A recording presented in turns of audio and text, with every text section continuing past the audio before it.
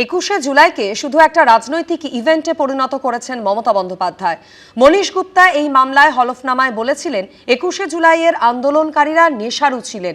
কি করে তাকে পরবর্তীকালে মন্ত্রী করেন মমতা বন্দ্যোপাধ্যায়? ঘণ্টাখানেক সঙ্গে সমান অনুষ্ঠানে সেই মন্তব্য কংগ্রেসের প্রতিনিধি সৌম্য আইচ রায়ের। ইতিহাস মানে শুধু ইতিহাস নয়, ইতিহাস মানে হচ্ছে অতীতের সাথে বর্তমানের কথোপকথন। আমি মমতা বন্দ্যোপাধ্যায়ের বিরোধী নেত্রী হিসেবে দেখেছি, দীর্ঘদিন তার সাথে তার ছত্রছায়া বা বিভিন্ন জায়গায় কাজ করেছি।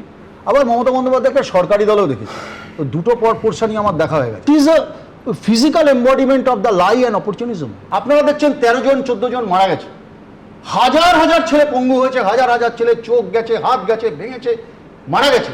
কিন্তু আমার কষ্টটা কোথায় হয়, মমতা বন্দ্যোপাধ্যায় শুধু শহীদ মিনারে এই যে ক্ষমতায় আসার আগে তিনি এটাকে শুধুমাত্র ভুলে গেলেন, শুধুমাত্র সেটাকে পলিটিক্যাল ইভেন্ট, একটা এজেন্ডা তৈরি করলেন।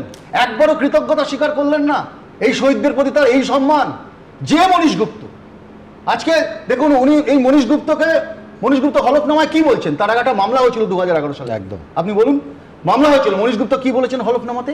যে আমরা যারা সেদিন যুব কংগ্রেসের কংগ্রেস কর্মীরা সেদিন আন্দোলনে গেছিলাম, আমরা উন্মত্ত ছিলাম, নেশারু ছিলাম, আমরা মদ খেয়ে গেছিলাম বা নেশা করে গিয়েছিলাম। সরকারকে রিপোর্ট দিয়েছিল, সরকারি রিপোর্ট দিচ্ছে। সেই মনীশ গুপ্তকে 2011 সালে যাদবপুরের প্রার্থী করছেন মমতা বন্দ্যোপাধ্যায়, সেই মন্ত্রী করেছেন, বিদ্যুৎ মন্ত্রী, তারপরে রাজ্যসভা সাংসদ করেছেন। মমতা বন্দ্যোপাধ্যায় একবার এই যে শুভঙ্কর সরকার বলেছেন, ঠিক বলেছেন, ওনার পাপের প্রায়শ্চিত্ত করা উচিত।